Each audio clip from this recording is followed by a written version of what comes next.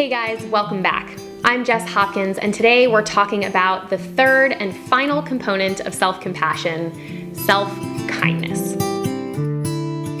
So the underlying principle of self-kindness is really quite simple. Talk to yourself like you would talk to someone you love. Now, that might sound incredibly simple in theory, but in my experience, this is often the most challenging component for many millennials. So it's important to aim for progress here, not perfection. So here's the deal. We are often way harder on ourselves than anyone else in our lives. And when it comes to failure, not being good enough, or not being able to live up to other people's expectations, we waste no time beating ourselves up. We judge and criticize ourselves unmercifully and say things to ourselves that we would never dream of saying to someone we love. Things like, "Ugh, you're such an idiot.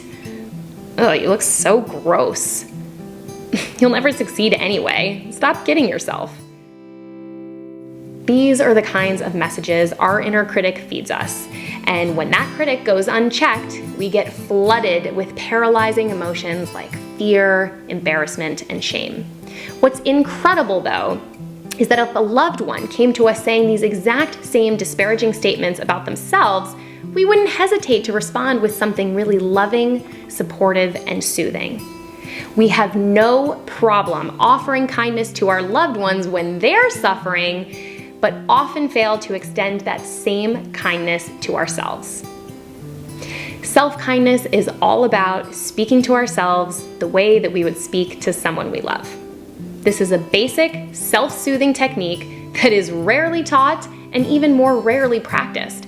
In fact, when I mention this concept to my clients, I'm often the very first person to give them permission to be kind to themselves and to see this kindness as self-honoring instead of self-indulgent. I repeat, being kind to yourself is self-honoring, not self-indulgent. More often than not, once we've given ourselves this simple gift of self-kindness, we can recalibrate and refocus on moving forward. So let's recap one final time. The first component of self-compassion is mindfulness, which allows us to become more aware of the negative thoughts and feelings that keep us stuck. The second component of self-compassion is common humanity. The idea that fear and struggle are shared human experiences that unite us all. And by reminding ourselves that we're not alone in our struggles, we can feel a sense of relief and comfort that allows us to continue moving forward. The third and final component of self-compassion is self-kindness. In moments of fear, pain, or suffering, when our inner critic is louder than ever, we must practice self-kindness by speaking to ourselves like we would speak to someone we love. And there you have it.